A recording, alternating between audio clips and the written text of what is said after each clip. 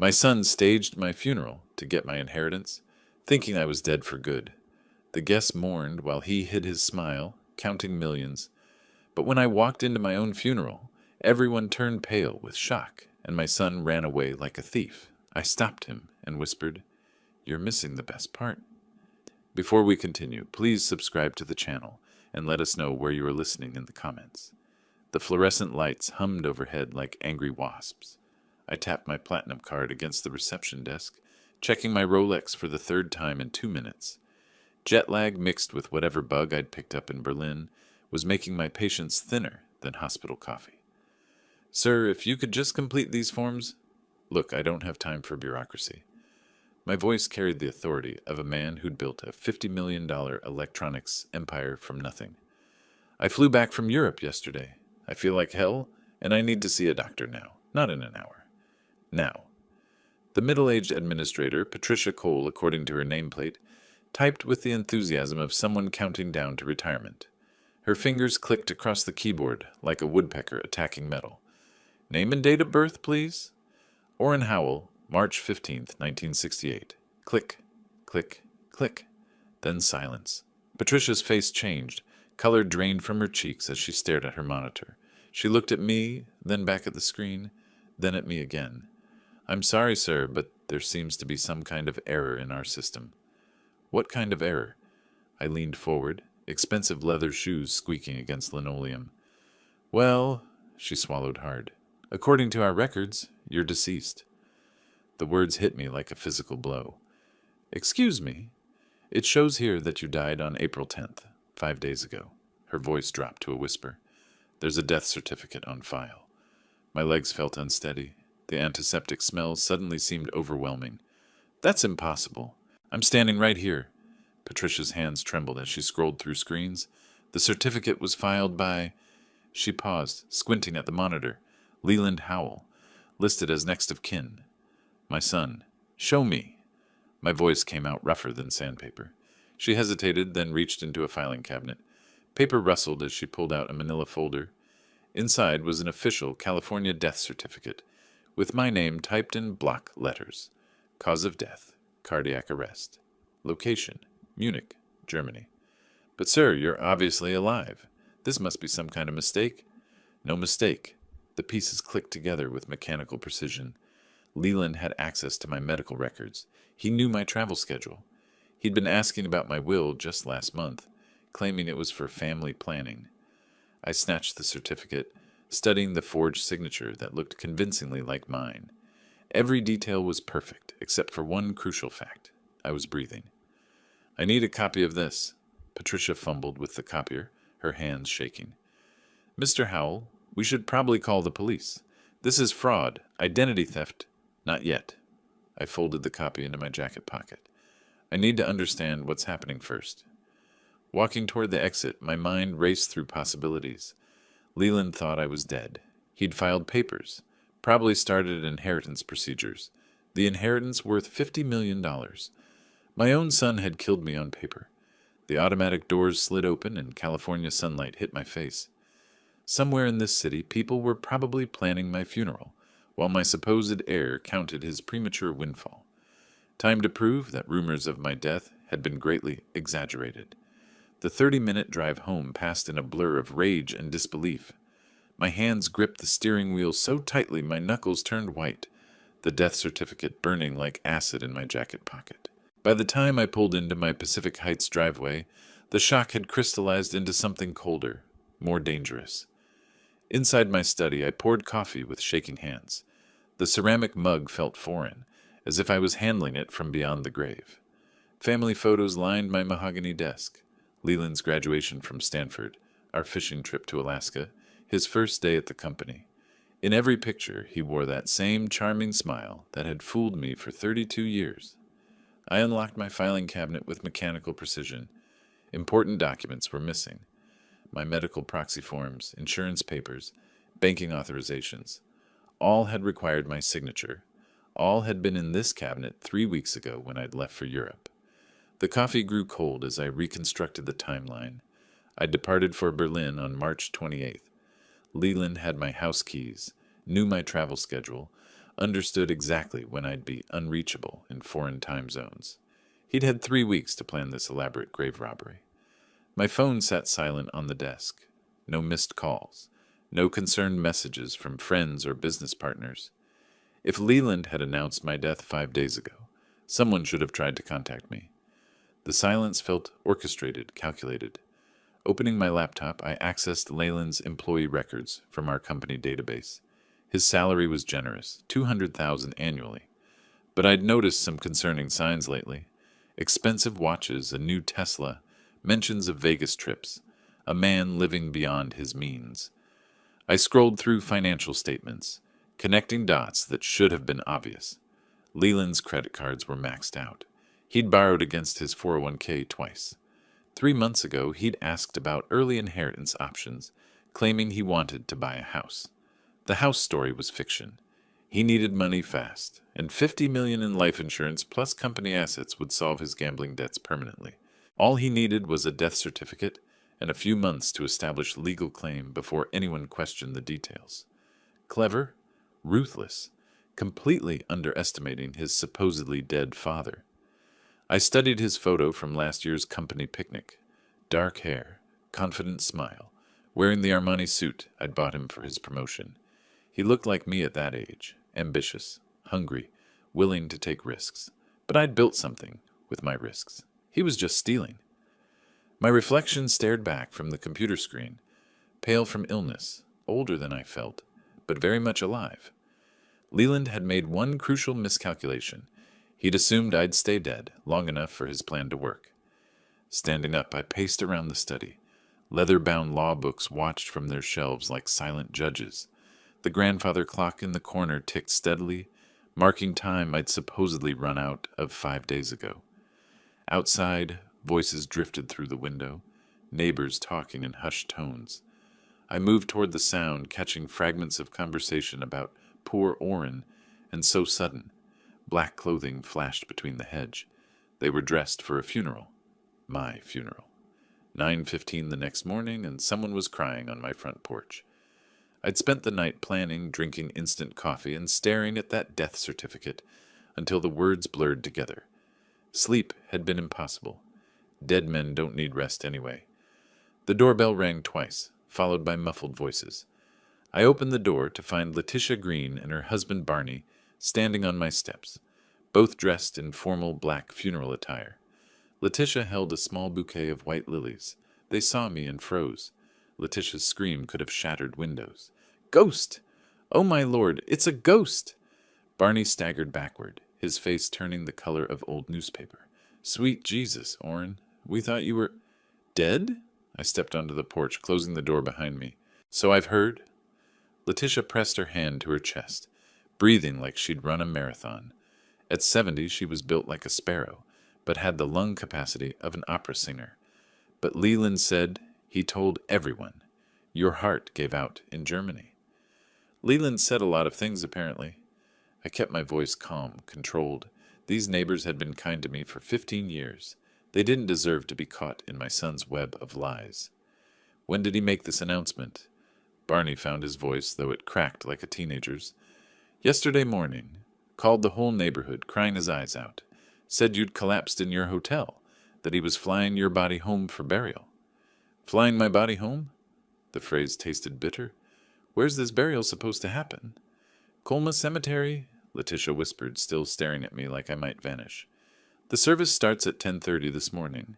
We were just heading there now." 10:30. I checked my watch. 9:20. My own funeral was starting in 70 minutes, and I was standing here in pajamas and a bathrobe, very much alive and increasingly angry. "Who else knows about this?" "Everyone," Barney said. "Your business partners, the country club folks, half of Pacific Heights. Leland posted it on social media, sent formal announcements.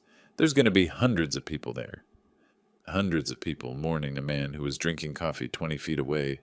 The audacity was breathtaking, even for Leland. Did he say anything else? About inheritance? About the company? Letitia nodded eagerly. Gossip was her specialty, and this was the story of a lifetime. "He mentioned having to handle your affairs, something about insurance paperwork being complicated because you died overseas. said it might take months to sort everything out. Months. Enough time to establish legal claims, transfer assets, disappear with my life's work. He'd thought of everything except the possibility that his victim might read his own obituary. Listen to me carefully. I stepped closer, using the voice that had closed million-dollar deals. You saw nothing here this morning. You spoke to no one. You never saw me alive, understand? They nodded like bobblehead dolls. Go to the funeral. Act surprised by nothing. If anyone asks unusual questions, you know nothing beyond what Leland told you. But Oren, Letitia's voice shook. Shouldn't we tell people you're alive? This is fraud. This is my problem to solve. I softened my tone slightly. Trust me. By this afternoon, everyone will know the truth. But it has to happen the right way. Barney grabbed his wife's arm. Come on, Letitia. We'll be late. They hurried down my front steps, Letitia looking back twice as if I might disappear. Their car doors slammed, and they drove away toward my funeral. I had an hour and 10 minutes to get dressed, drive to Colma Cemetery, and crash my own burial service. Time to resurrect myself properly. Back inside my house, I closed the front door with deliberate force. The sound echoed through the hallway like a judge's gavel. 15 minutes remained before my son would stand over my casket, accepting condolences with practiced sorrow. Time enough to understand exactly what I was dealing with. My study felt different now, less like a sanctuary, more like a war room. I flipped the family photographs face down on my mahogany desk. Leland's Stanford graduation smile could watch from the shadows. Opening my laptop, I accessed Howell-Tech's financial systems with keystrokes that had become muscle memory over 2 decades. The company was worth exactly $100 million according to our latest quarterly report. Healthy profit margins, strong market position, succession plans that named Leland as primary heir to both corporate assets and personal estate. $50 million in personal inheritance, the magic number that made patricide worth the risk. My filing cabinet yielded more disturbing evidence. Leland's employment file contained copies of documents he shouldn't have possessed, medical proxy forms, banking authorizations, legal powers of attorney. I'd given him temporary access before leaving for Europe, trusting him to handle routine business correspondence. Trust. The word tasted bitter now. His credit reports painted a devastating picture. Casino markers from Las Vegas, Atlantic City, online gambling platforms.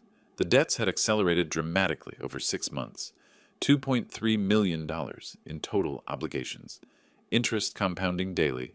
Collection agencies circling like vultures. A desperate man with access to his father's legal documents, and a $50 million inheritance hanging in the balance. The timeline fit perfectly with my European business trip, when I'd be unreachable for days at a time, dealing with different time zones and international communications. Clever boy, he'd researched death certificate procedures, understood that filing in California while claiming death occurred in Germany would create bureaucratic delays. Enough time to establish legal claims, transfer assets, disappear with the money before anyone questioned the details too carefully. The wall clock showed 9:45, 30 minutes until showtime. I pulled up Leland's bank statements on screen. Massive cash withdrawals over the past month. Down payments to bookies, probably. His checking account balance showed negative $4,000. A man drowning in debt, grabbing for a $50 million life preserver. My coffee had gone stone cold, but I barely noticed. The businessman in me admired the audacity, even as the father felt the knife twist deeper. Leland had inherited my strategic thinking along with my stubborn determination. Unfortunately, he'd chosen to use those gifts for fraud instead of building something legitimate. Standing up, I grabbed my car keys from the desk drawer. The Mercedes waited in the garage, ready for a resurrection appearance that would make Lazarus look like an amateur. My son was about to discover that reports of my death had been greatly exaggerated, and that the penalty for premature inheritance was higher than he'd calculated. The garage door rolled up as I backed my silver Mercedes onto the street. Pacific Heights looked peaceful in the morning light, expensive houses hiding expensive secrets behind manicured hedges. I connected my phone to the car's system and dialed Donald's office while navigating toward Highway 280. Barney, Goldman and Associates. This is Donald. Donald, it's Orrin. I need your immediate attention on something rather urgent. Silence stretched for 5 seconds. Then, Orrin? But I thought... Leland called yesterday saying you died in Germany. Heart attack in Munich. Leland said many things. All of them lies. I merged into southbound traffic, following signs toward Colma. I'm very much alive, and my son has committed fraud on a spectacular scale. This is impossible. I saw the death certificate filing in the county database yesterday evening. Official paperwork, proper signatures, forged signatures, stolen documents. $2 million in gambling debts provided the motive. A delivery truck cut me off, and I smoothly changed lanes. Donald, I need you to file emergency fraud charges immediately. Civil lawsuit, criminal referral, whatever stops him from accessing inheritance funds. Computer keys clicked rapidly in the background. I'm pulling up the case files now. The death certificate shows...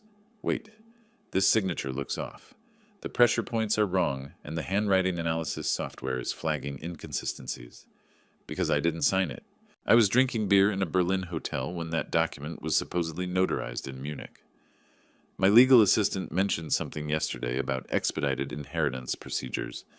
Leland requested fast-track processing due to international complications. Donald's voice sharpened with professional anger. The scheming little bastard played our firm like a violin. Traffic slowed as we approached the cemetery exit. Dozens of cars lined the road ahead, my funeral procession creating a traffic jam on Highway 280. How quickly can you file injunctions? I'm already drafting paperwork, emergency hearing request, asset freeze, fraud investigation.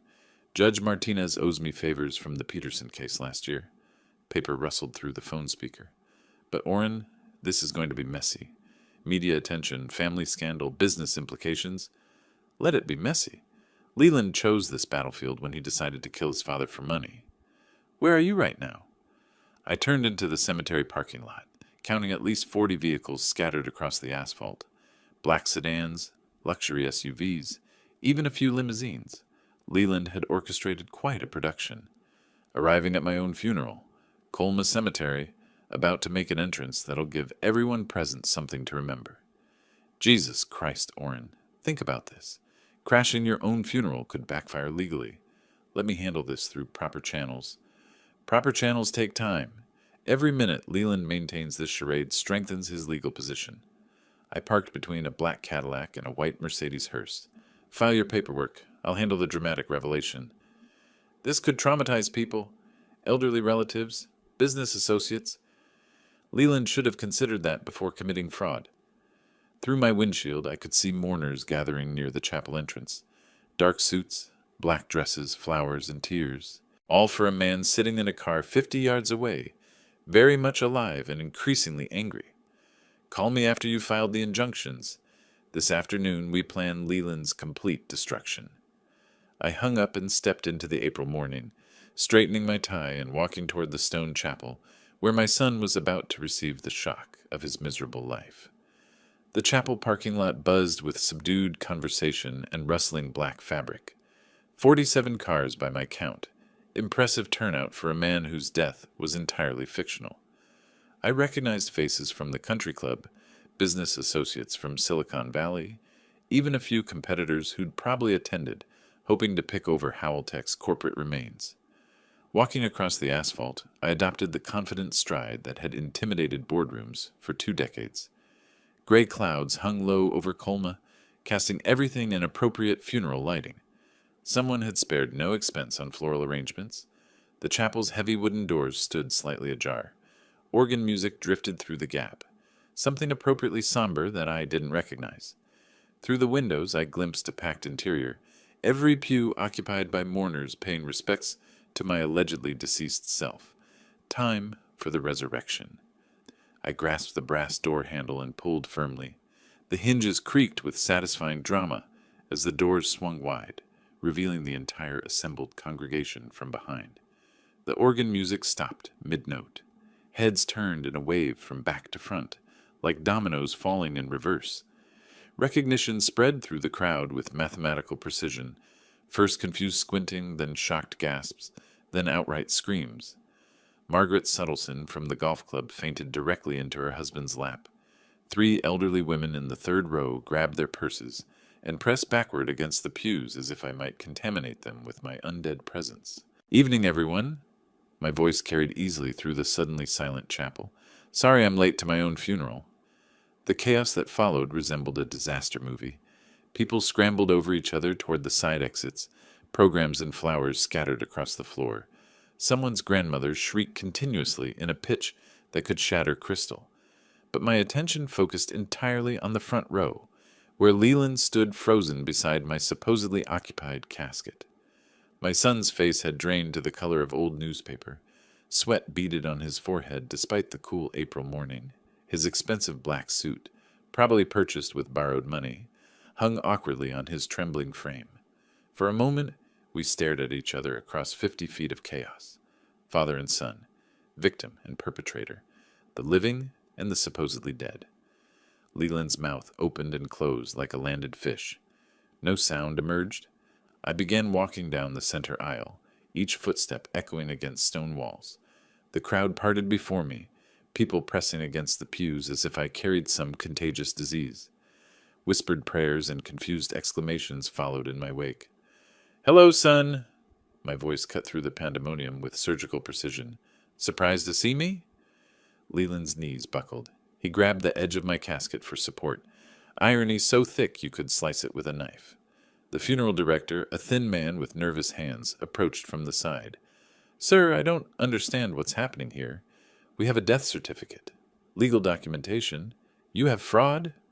I kept walking, never breaking eye contact with Leland. "Forged documents. A son so desperate for inheritance money that he decided to kill his father on paper." 20 feet away now, close enough to see the panic in Leland's eyes, the way his hands shook as he realized his carefully constructed lie was collapsing in real time. "Dad, I can explain." "Explain?" I stopped directly in front of him, close enough to smell his fierce sweat. "Explain how you stole my medical documents. Explain 2 million in gambling debts. Explain why you thought I'd stay dead long enough for you to cash in." The chapel had gone completely silent except for muffled sobs from the back rows. Every eye in the building focused on our family drama playing out beside my empty casket. Leland opened his mouth again, but no words came out. Leland's eyes darted toward the chapel's side exit like a cornered animal calculating escape routes. His expensive black suit hung loosely on his trembling frame, sweat beading across his forehead despite the cool April air. "Don't even think about it." My voice carried the authority that had commanded boardrooms for 3 decades. "Stay exactly where you are, son." He froze mid-step, one hand still gripping my casket for support. The irony wasn't lost on anyone. My supposedly grieving heir using my coffin as a crutch, while facing his very much alive father. The chapel had gone silent except for Margaret Suttleson's continued whimpering from the third row. 47 pairs of eyes tracked between us like spectators at a tennis match, waiting to see who would break first. "Dad, please, I can explain everything." "Explain?" I walked to the front podium, placing my hands on the lectern where someone had planned to deliver my eulogy. "Explain how you forged medical documents while I was drinking beer in Berlin. Explain $2.3 million in casino debts. Explain why you filed my death certificate 5 days before I even knew I was sick." Gasps rippled through the crowd. Mrs. Henderson from the country club clutched her pearls, like they might protect her from the family scandal unfolding before her eyes. Leland's face cycled through emotions faster than a slot machine. Panic, denial, calculation, desperation. "The debts aren't that much." "You're exaggerating." "Bank of America disagrees. So does Caesar's Palace, the Bellagio, and about 6 online gambling platforms." I pulled out my phone, scrolling through the screenshots I'd taken that morning. "Want me to read the exact figures? With interest calculations?" His mouth opened and closed soundlessly. In the fluorescent chapel lighting, he looked older than his 32 years, worn down by months of living beyond his means, and deeper in debt with each desperate bet. "You had access to my medical proxy forms," I continued, my voice echoing off stone walls. "You knew my travel schedule, my insurance policies, my banking authorizations, everything you needed to declare me dead and start collecting inheritance payments." "That's not—" I never meant, his voice cracked like a teenager caught stealing. You never meant to get caught.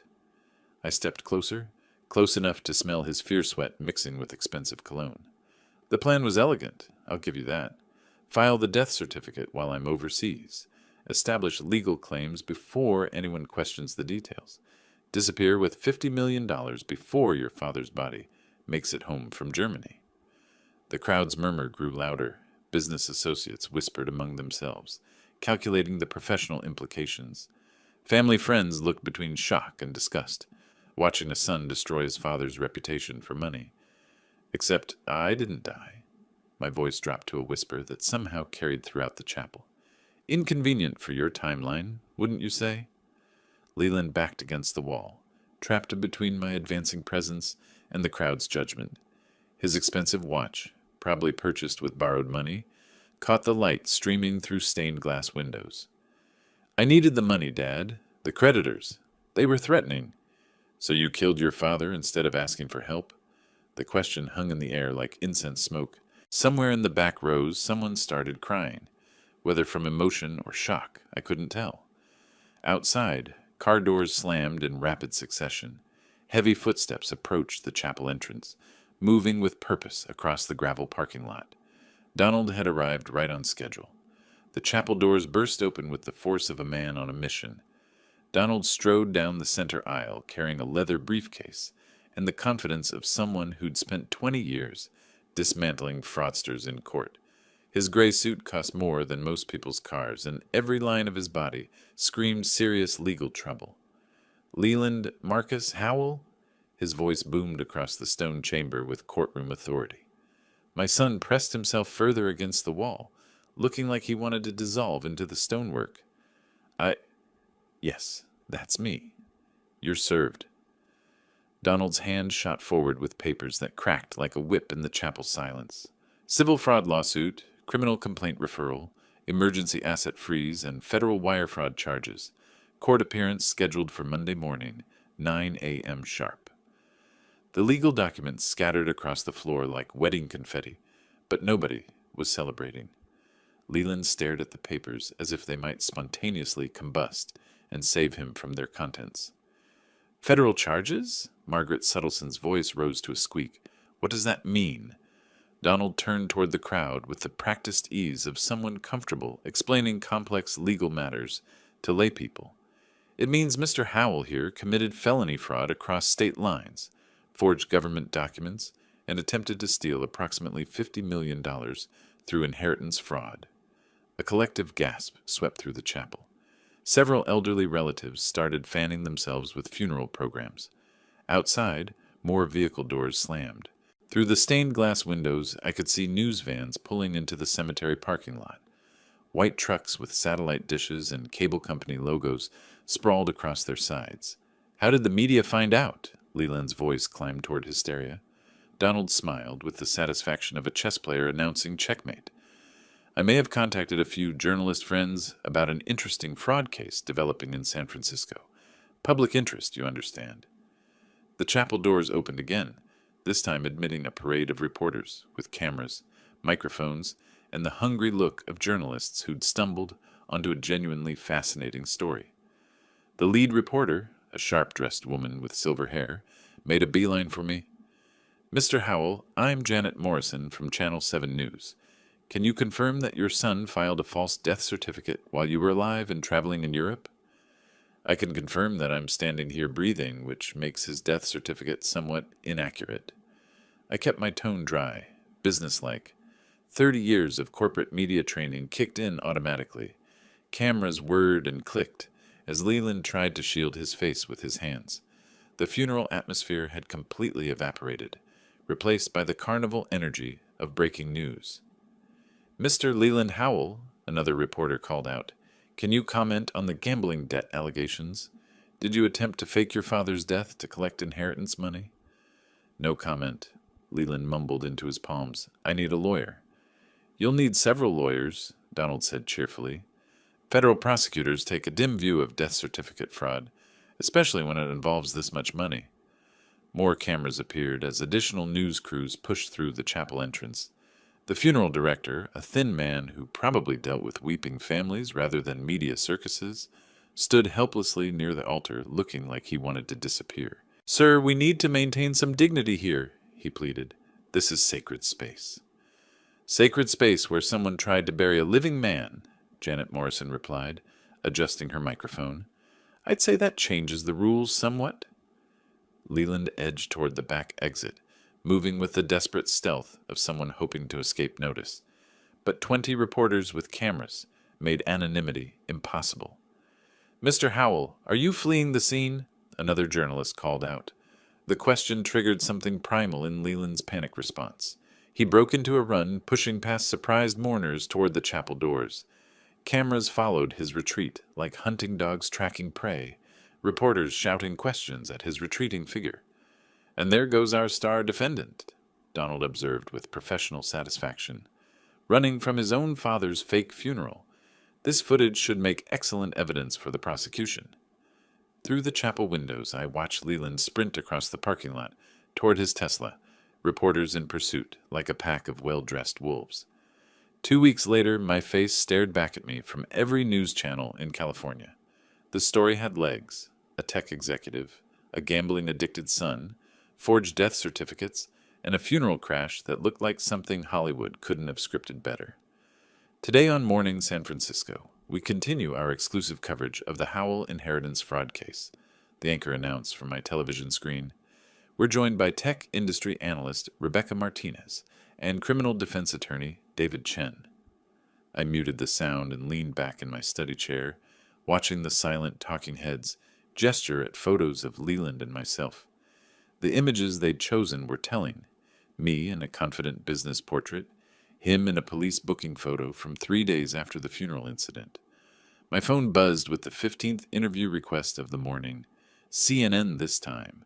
I'd already appeared on Fox Business, Bloomberg, and 3 local news stations. The story had everything American audiences loved: family betrayal, massive money, and a twist ending that nobody saw coming. Donald walked into my study carrying 2 coffee cups and a satisfied expression. "Judge Martinez signed the asset freeze this morning. Leland can't touch a penny of company money or inheritance funds until this resolves." "How's his media strategy working out?" I gestured toward the television where they were now showing footage of Leland fleeing the cemetery.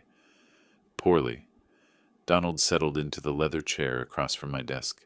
His PR firm dropped him yesterday after his disastrous interview with Channel 5, claiming his father was mentally unstable from post-COVID symptoms, while you were simultaneously giving coherent interviews to business journalists. The contrast had been stark. While I'd maintained my usual corporate composure, 30 years of shareholder meetings and product launches had trained me well.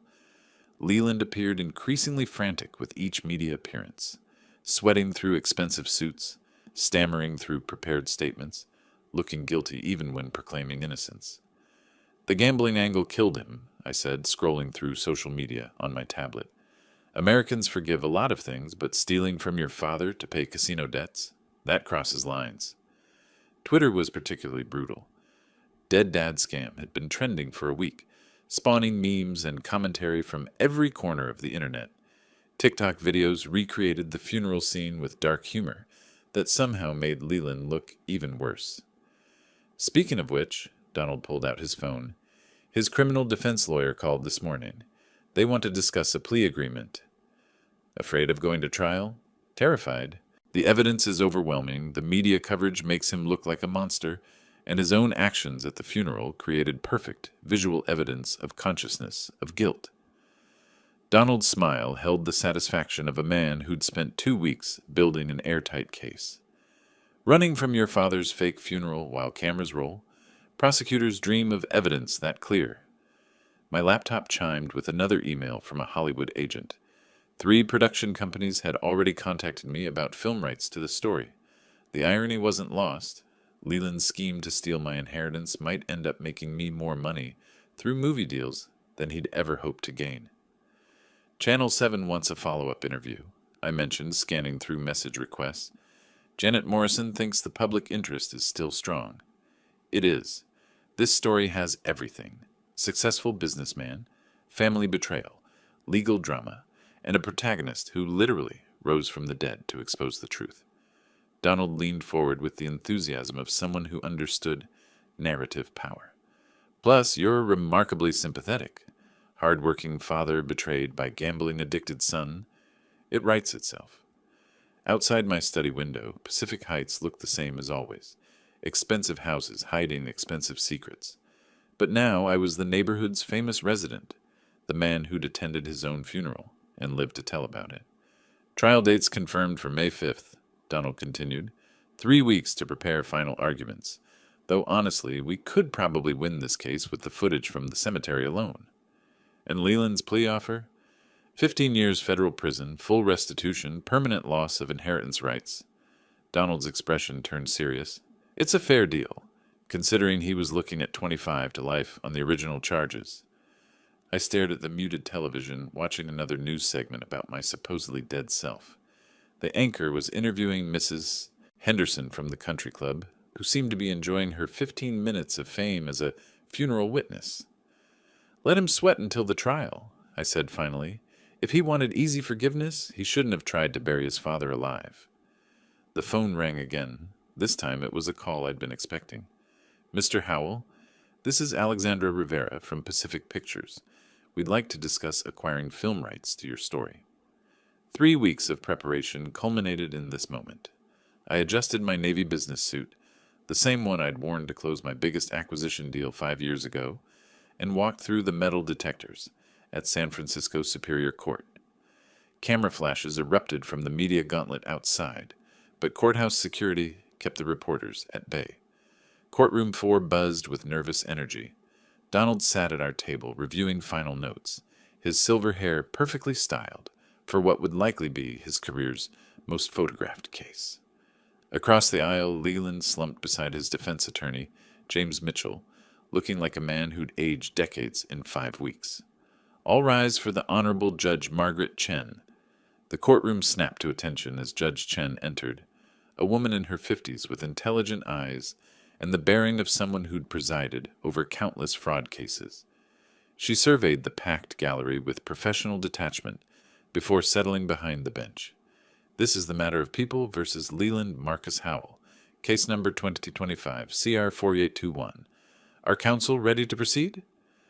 The state is ready, Your Honor. District Attorney Patricia Valdez stood with the confidence of someone holding an unbeatable hand. Defense is ready, Your Honor. James Mitchell's voice carried less conviction. Judge Chen nodded toward the prosecution table. Opening statements. Miss Valdez, you may proceed.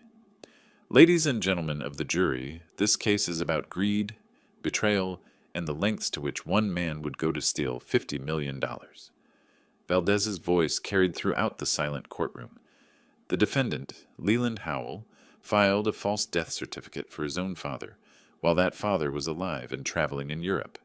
His motive was simple: inherit $50 million before anyone discovered his massive gambling debts. She gestured toward our table. Mr. Orrin Howell sits before you today, very much alive, because his son's plan failed, not through conscience or remorse, but because the victim refused to stay dead. Murmurs rippled through the gallery until Judge Chen's gavel restored order. We will prove that the defendant forged government documents, committed wire fraud across state lines, and attempted to defraud his father's estate of approximately $50 million. This is not a family dispute. This is criminal fraud on a massive scale. Donald rose for our civil portion. Your Honor, in addition to criminal charges, my client seeks complete forfeiture of inheritance rights and full restitution for damages caused by this fraud.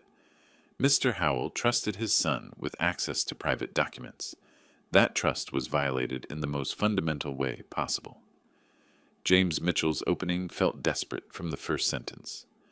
Ladies and gentlemen, my client made mistakes, but fraud requires intent to deceive, and I will show you that Leland Howell genuinely believed his father had died in Germany.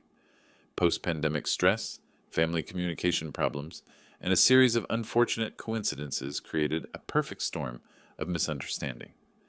The defense strategy was clear: claim confusion rather than admit calculation.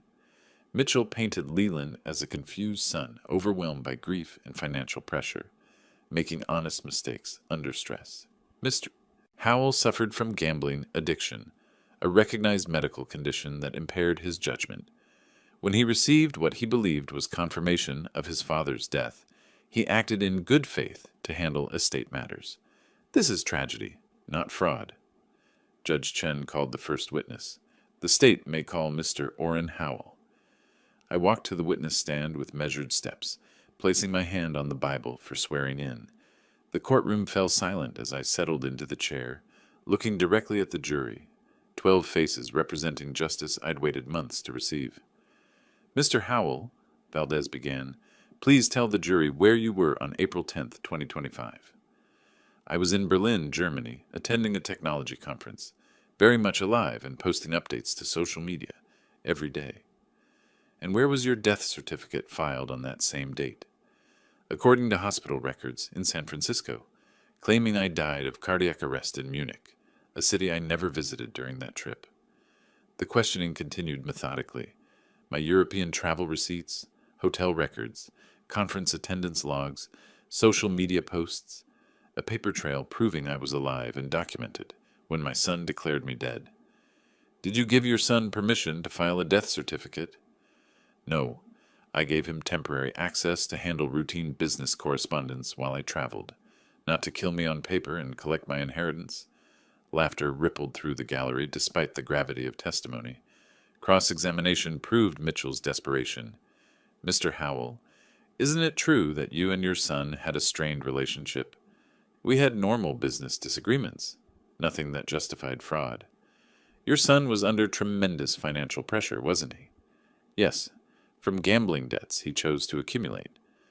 Could family communication failures have led to genuine confusion about your condition? I leaned forward slightly, meeting his eyes. Counselor, I was posting photos of German restaurants on Instagram while he was filing my death certificate. The only confusion was his belief that he wouldn't get caught. Applause erupted from the gallery until Judge Chen's gavel restored order. 5 weeks later, I sat in the same courtroom chair where this journey had begun, but everything felt different. The jury had deliberated for 3 days, long enough to review every piece of evidence, short enough to suggest the outcome was never truly in doubt. As the jury reached a verdict, Judge Chen's voice carried the formal weight of justice about to be served. The foreman, a middle-aged engineer who'd nodded appreciatively during my testimony, stood with papers that would determine my son's fate. We have, Your Honor. On the charge of filing false government documents, how do you find? Guilty.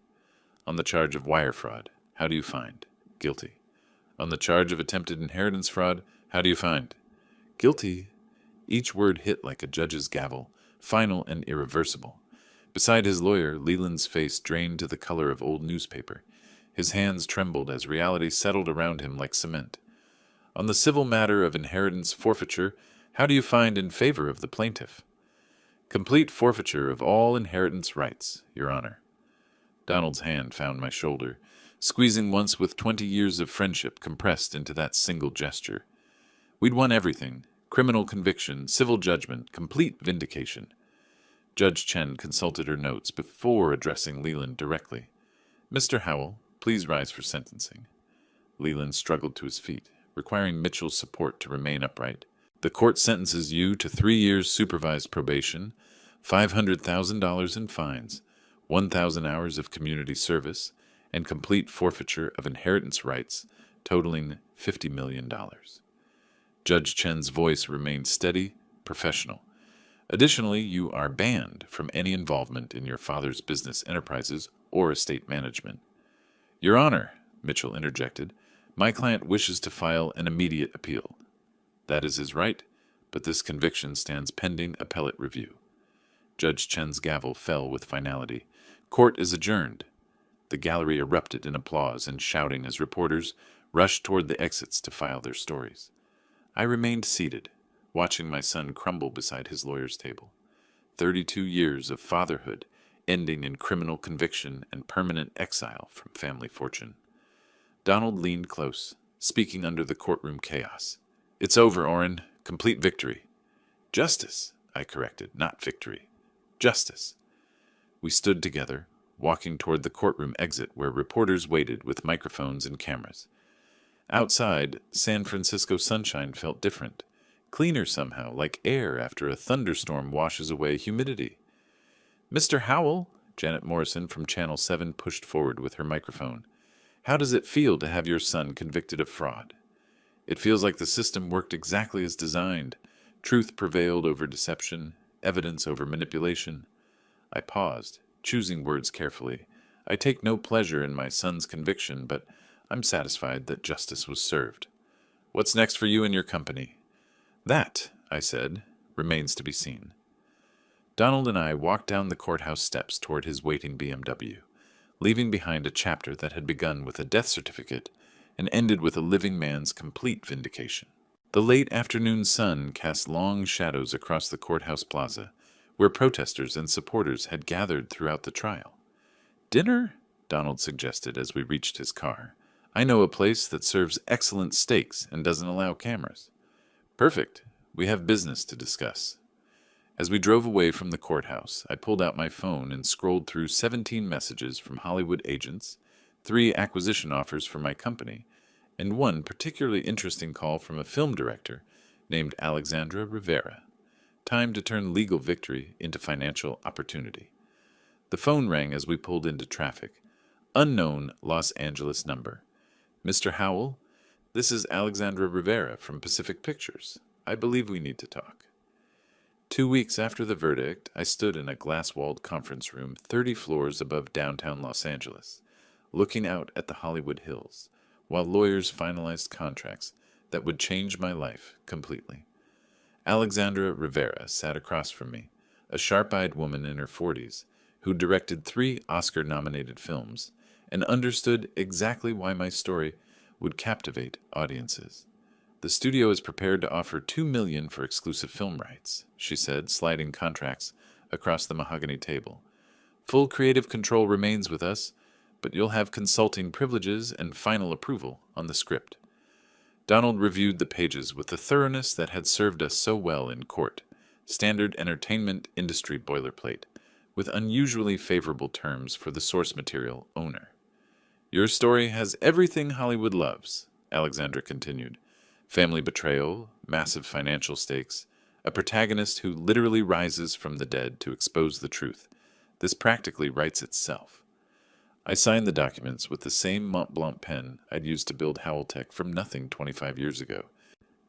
$2 million for the rights to my family's destruction. Ironic that Leland's betrayal would ultimately make me richer than his inheritance scheme ever could have. "Production starts next year," Alexandra explained. "We're targeting an Oscar-eligible December release. This has all the elements for awards consideration." Flying back to San Francisco that evening, I reviewed the other contracts Donald had negotiated during my Hollywood trip. Tech Venture Consortium had offered $100 million for Howell-Tech, a premium price reflecting the company's strong fundamentals and my sudden media fame. "You don't have to sell," Donald said from the seat beside me as California scrolled past below. "The company's profitable, well-managed, positioned for growth. I'm 67 years old, survived a son's attempt to kill me on paper, and just sold my life story to Hollywood." I closed the laptop and accepted a drink from the flight attendant.